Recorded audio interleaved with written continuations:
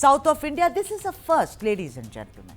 Corruption forces first resignation in the Karnataka government, and that's a Minister Nagendra. The Siddaramaiah-led Karnataka government has been stuck with its first casualty. The resignation of Scheduled Tribes Welfare, Youth Empowerment and Sports Minister B. Nagendra amid allegations of illegal transfer of money from the state and Karnataka, Maharshi, Valmiki, Scheduled Tribes Development Corporation Limited. The CBI, of course, has registered a first information report or FIR in connection with the scam. The Karnataka government also has constituted a special investigation team to probe into this embezzlement. You know how this entire scandal blew up? It blew up after the death by suicide of Chandrasekharan, a 45-year-old officer at the Maharshi Valmiki Development Corporation based out of Bengaluru office. Chandrasekharan reportedly left behind a 6-page suicide note implicating 3 officials and revealing details of the multi-crore corruption within the corporation.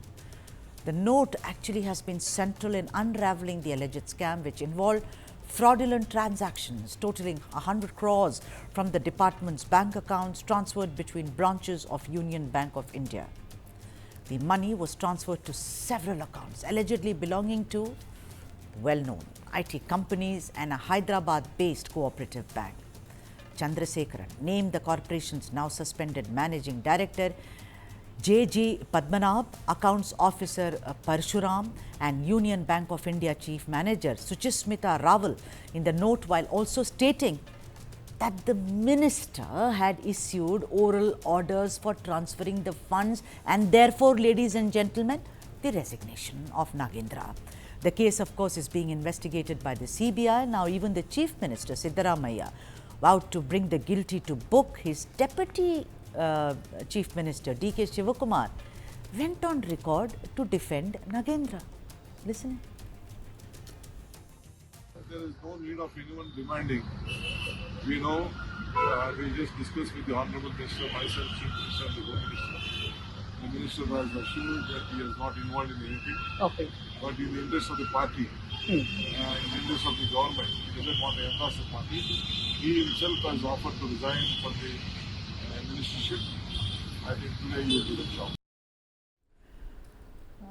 But it was too late and too less by then because Nagendra resigned. Let me now first go across to my colleague Mohammad Wajiullah, and then, of course, the guest.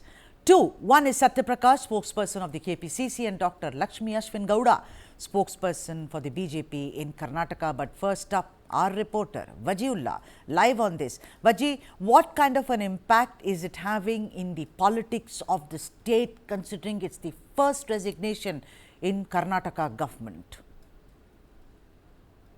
Well, Sudha, this is a setback for Siddaramaiah's one-year-old government because these are not allegations. These are quite clear proof because the person who committed suicide was in Valmiki, was involved in this. He was a part of the development corporation of the Valmiki Samaj. And he in his note has mentioned the name of these people. Now, Nagendra coming out and resigning clearly puts onus on the government, because somewhere or the other it indicates that yes, the government was also involved. Though D.K. Shivkumar had said before that we had forced him that they don't need to resign or anything. But what we've learned is that he was apprised about the situation, how the situation is turning, because the BJP also in Karnataka did not let anything go untouched, because they did not shy away in this topic. They were outrightly against the government. They were protesting. We also had big leaders coming and speaking about this, about the corruption case. Now, with the minister resigning, this indicates that yes, there was corruption at certain level. Now, from what we've learned is the Union Bank also has filed a case against the MG Road Bank and has asked the CBI to investigate this matter. So it clearly, in the coming days, we will get to know about this money trail, because the money trail is very important. 88 crores sniffed off out of the 187 crore that belong to the state is a large amount. It's almost 40% of that amount. So if that percent has been taken away, who are all involved in this, and whether it has a pattern or not, is it a first time withdrawal? So all these things will have to be pieced together, because money trail is the one which will take you to the culprit, and that is what the CID will be doing in this particular case, is what I feel.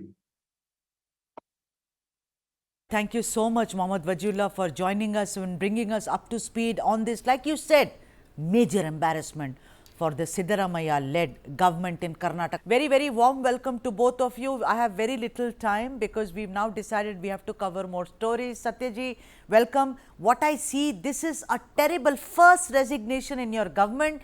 Your government came on the allegation of putting the allegation on the BJP saying 40% Sarkara, 40% pay CM and all that.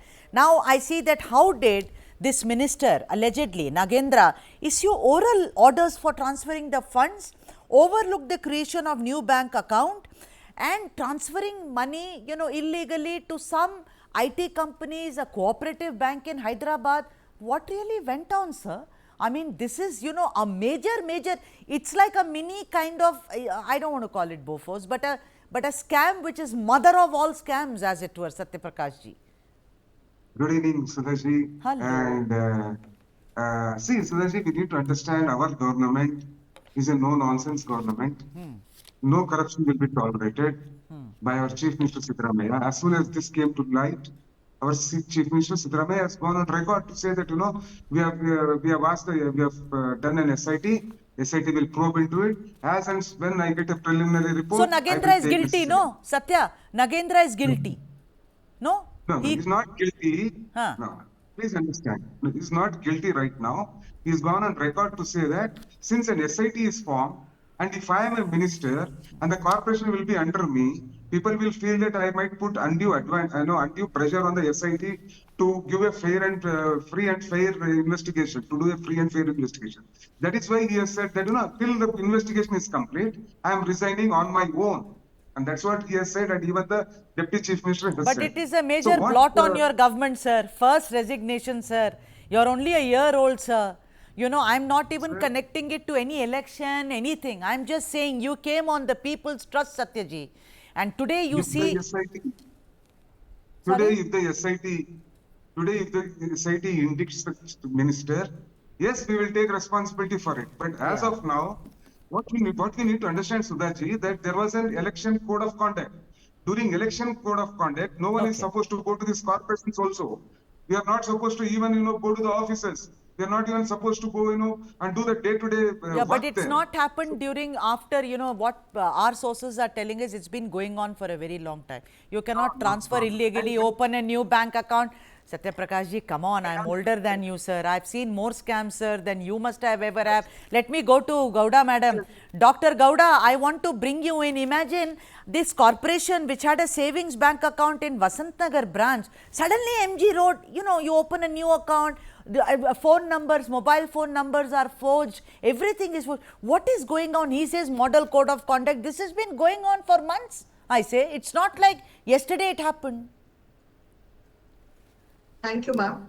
Siddaramaiah-led Congress government is known for all the bad reasons, since it has been mired with the controversies, corruption, and whatnot. Since it has been formed with a clear mandate, Siddaramaiah has completely failed, and it shows his complete fiasco in handling the government, in delivering the social justice that he has promised to the people of Karnataka before he comes to the power. And the scam, the money laundering of this magnitude, how come it has happened without his knowledge? Since CM being the in charge of the revenue department, so the resignation of Mr. Nagendra is not just sufficient for delivering the justice to the death of a whistleblower officer. We also seek the resignation of CM, since he is also involved in this. Well, let me remind Dr. Gowda, let me remind you that when this entire Santosh Patil and the contractors brouhaha exploded on BJP's face, nothing like, it's only later when Ishwarappa stepped down. Until then, there was no, because all governments are the same. Who remembers Santosh Patil? Who will remember Chandrasekharan? No one will.